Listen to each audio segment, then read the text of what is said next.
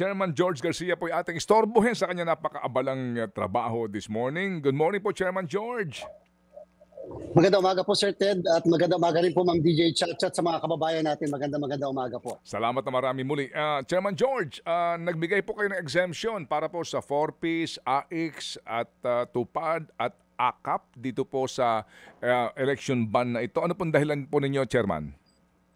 Sir Ted, una muna po noong nakaraang linggo rin, nakapagbibigay na tayo, nakapaggawad na tayo ng exemption sa ating pong DOH at sa ating din pong Department of Labor and Employment. Ngayon po, pagkatapos po nyo, nag-file naman itong DSWD at alam nyo po, dalawa lang po kasi ang pagpipilian natin. Absolutely iban ang lahat ng mga ayuda ngayon darating na 45 days before the election o bigyan natin ng pagkakataon na makapamigay ng ayuda sa mga mahihirap nating kababayan pero mag-i-impose tayo ng napakamahigpit na mga restrictions o kondisyon na kinakailangan susundin ng DSWD. Sapagkat Sir Ted, Ma'am DJ Chacha, alam niyo po, sa bandang huli, ang DSWD kasi naman talaga ang magpapatupad nito at magsisigurado na ito ay hindi maaabuso ng kahit na sinong politiko, kandidato man o yung mga opisyal ng pamahalaan.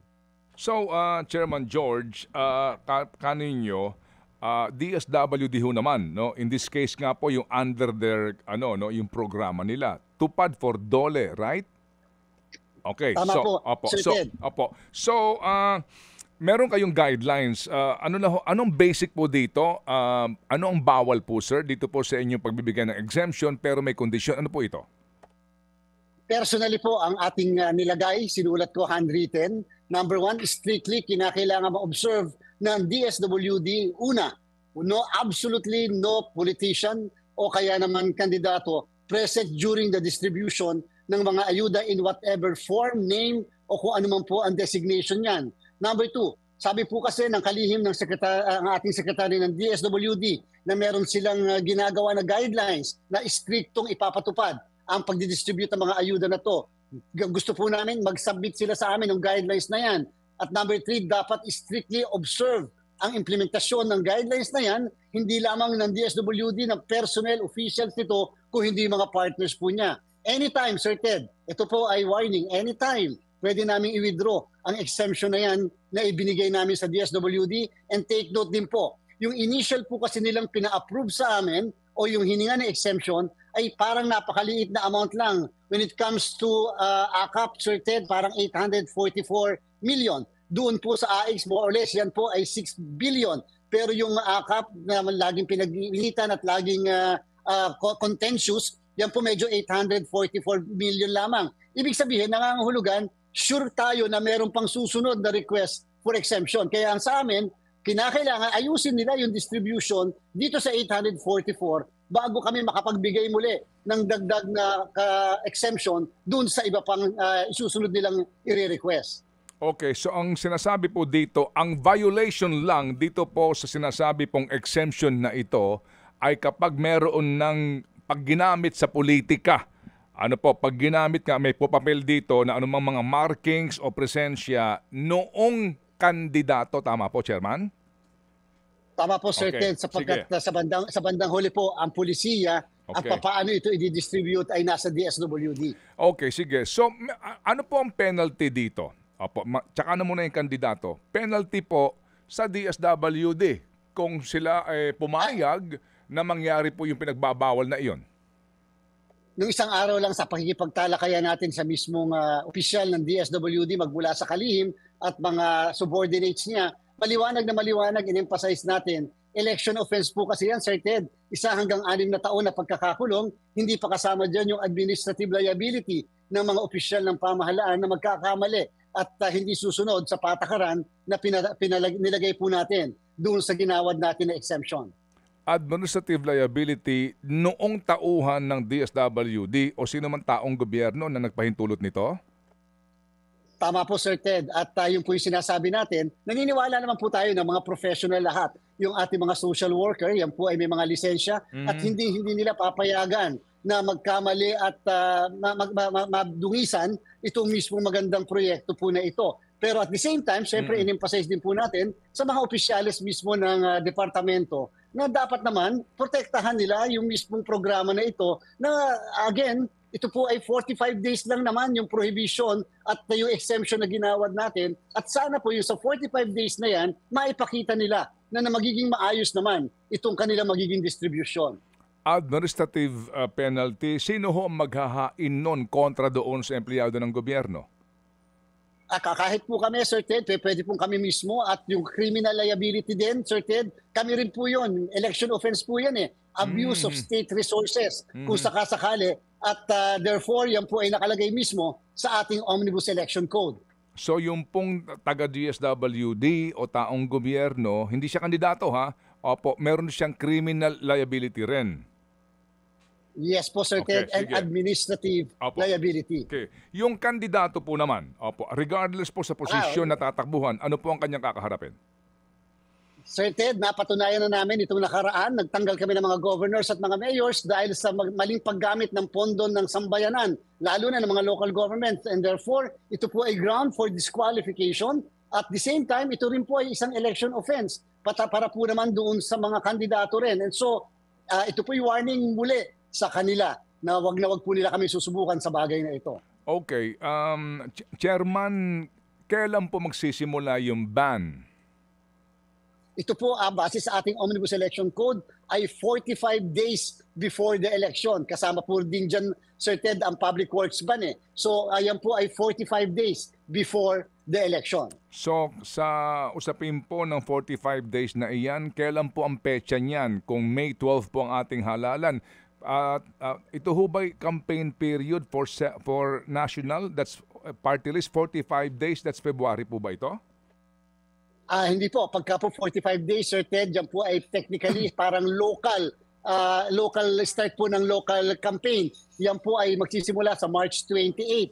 At ang start naman po ng national campaign ay February 11. Kung makikita nyo, Sir Ted, yung batas merong may disconnect. May problem sapagkat yung batas nagpe-prescribe ng 45-day period ng campaign pero yung pong kampanya sa national ay magsisimula, sabi rin ng batas, 90 araw bago ang eleksyon. So meaning to say, yung prohibition ay hindi pa applicable sa 90 days, so yung mismong kalahati ng 90 days at magsisimula lang ang prohibition doon sa kalahati ng 90 araw which is 45 days.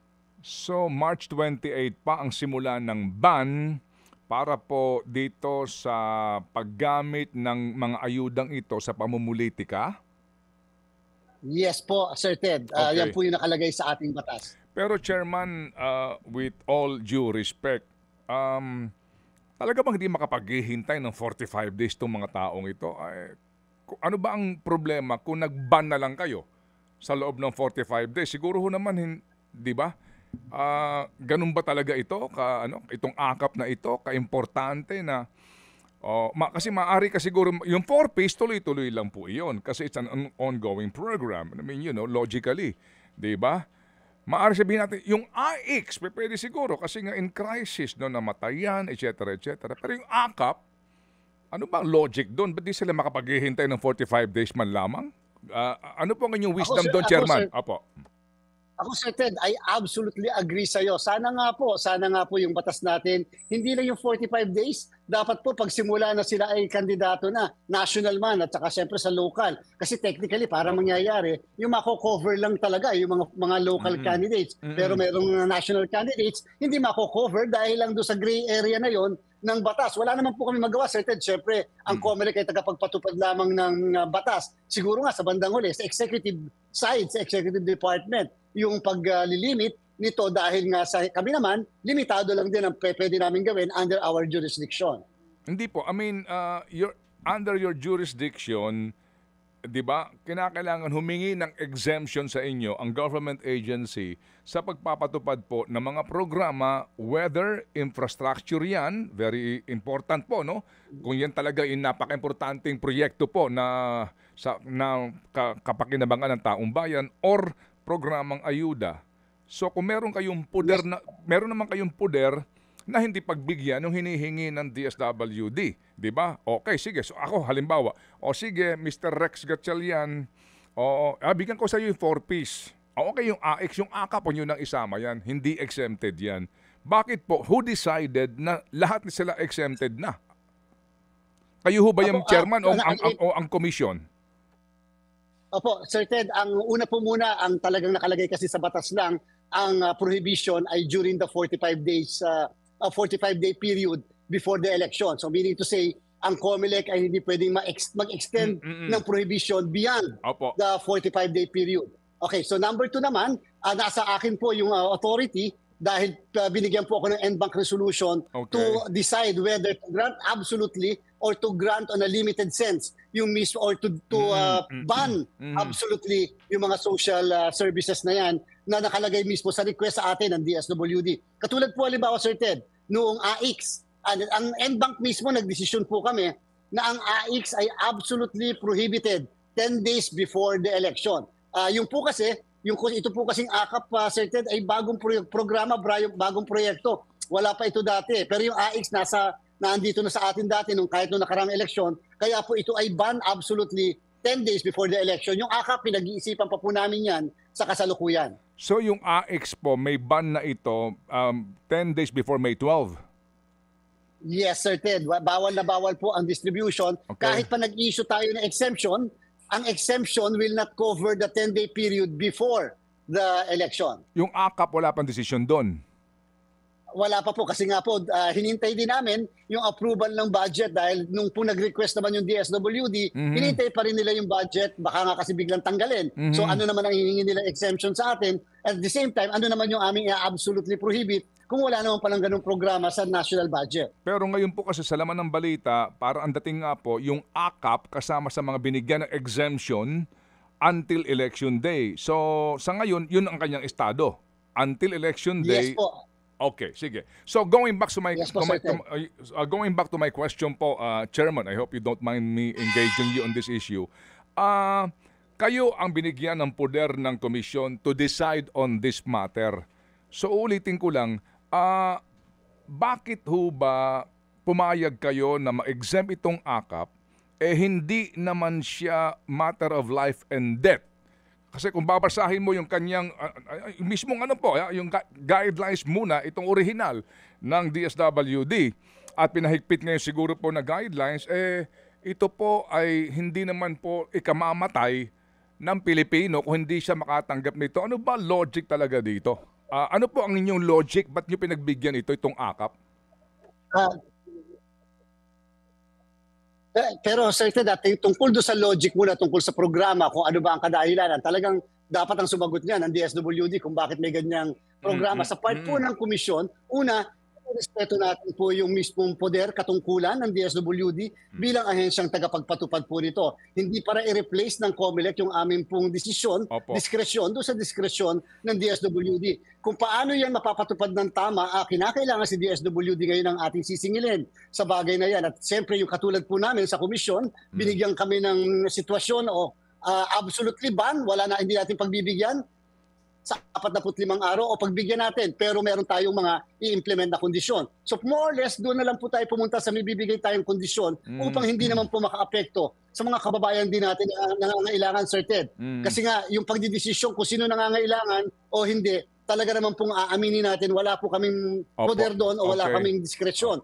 Pero ang DSWD, kinakailangan managot sa amin sa bagay na to. Okay, Chairman, kumamarapatin po ninyo itong aking next question. Baka lang po kasi sa pananaw po ng iba, no?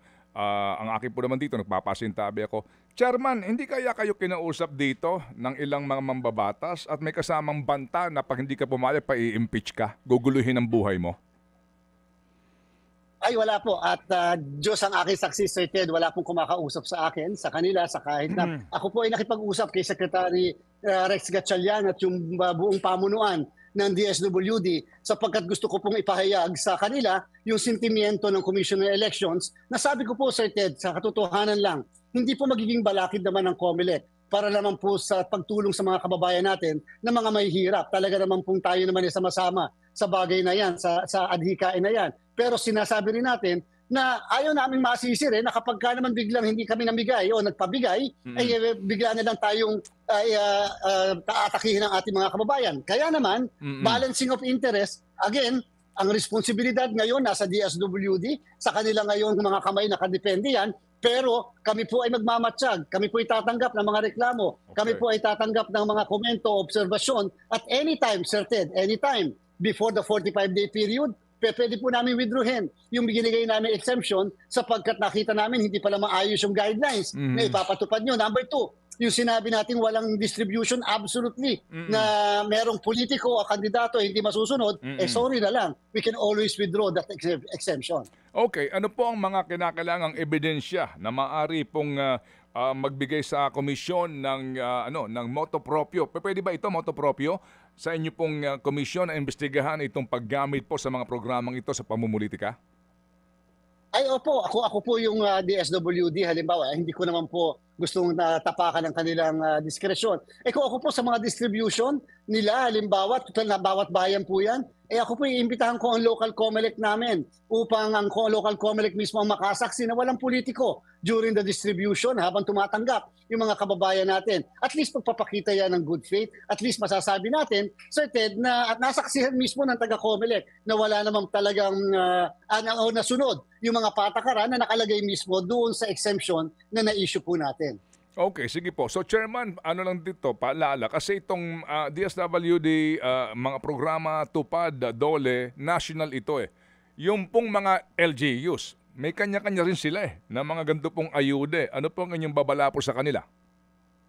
Ay, kinakailangan po kayong kumuha sa amin ng exemption. Meron po kami dinisqualify, mag-asawa, dyan sa may bandang Bicol Region, Sir Ted, na kung saan namigay po sila ng suporta, tulong, pinansyal sa ating po nakatatanda na dapat naman talagang tulungan. Inaamin naman natin. At doon sa mga may kapansanan at mga pedicab drivers, Sir Ted, kaya lang, hindi po sila kumuha ng exemption sa COMELEC dahil hindi naman daw po kinakailangan ng kumuha ng exemption. Ano po ang hinarap po nila? Disqualification at ngayon ay may kasong kriminal pa. So yun pong ibig sabihin natin, Sir Ted. Kahit po yan ay inyo sa local government, wala pong exempted dyan automatically. Kinakailangan ikuha ng lahat ng exemption when it comes to social services, national man or local. Opo, meron po ditong isang lalawigan sa norte ng estilo po nung official doon, yung contractor niya sa mga public works project ang namimigay ng ayuda at the time. This time nga ho tuloy-tuloy yan hanggang eleksyon na. Kapag po ganon, paano kaya ang magiging galaw at kilos ng gusto magreklamo? Ang kanyang kontratista sa public works ang tagapamigay ng ayuda. So definitely hindi sa bahay ng anyway, pag ganon na may mga dami sila, paano kaya yon? Sir Ted, kung ayuda po ang pinamimigay ng kontratista, teka po muna. Ako pananagutin ko ang DSWD sa ganyan. Bakit naman ang namimigay ng ayuda ay yung mismong kontratista? Samantalang maliwanag na maliwanag sa ating lahat na ang ayuda ay pinamimigay mismo ng social workers at nakadepende yan, yung criteria kung sino ang pamimigyan, doon sa kanilang matagal na, institutionalized na nga yan na nakaset up na criteria ng pagpili. Opo, Chairman, hindi po. Chairman, pinalalabas pong ayuda, but basically po, pera nung incumbent at ngayon po re-electionist, at pera nga ito na pinalalabas pong ayuda. Kumbaga, simply, parang vote buying na Ganun po nangyayari. Nangyari na po ito last election actually, kaya siya nanalo. First term niya. Tama po, Sir Ted. Go ahead po.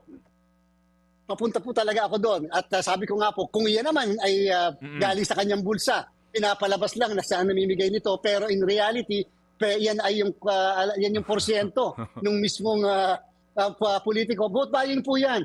Ang vote buying po ay pwedeng makumit hindi lamang ng kandidato, hindi lamang supporter ng kandidato, kahit contractor ng kandidato. Lalo pa yung mismong kinakampanya niya ay para doon sa kandidato. So yan po, Sir Ted, pinatunayan nga po namin ng Barangay SK elections, alam niyo naman po yan, 7,500 ang aming pong na-issue na show cause orders, 253 ang hindi namin pinaproklama. At the same time, ngayon, ang dami pang humaharap na kaso ng vote buying. So sana po, maiparating sa amin yung lahat ng impormasyon na yan at yun naman po yung commitment natin. Lagi po kami nag-a-action kahit na walang masyadong ebidensya, kami ang mangangalap ng ebidensya. Okay, sige po. Well said. Salamat po, Chairman. Meron lang pong tanong na pahabol si Chacha. Ito na nga po, Chairman. Premature campaigning na nangyayari po ngayon. Kayo mismo, kitang-kita nyo po, sandamakmak, itong mga tarpaulin, billboard sa mga expressway, maging sa social media, sa mga radyo at TV, itong patalastas ng ating mga kakandidato sa 2025 elections. Dito lang po sa EDSA, wag na tayo lumayo. Kaliwat kanan po ang mukha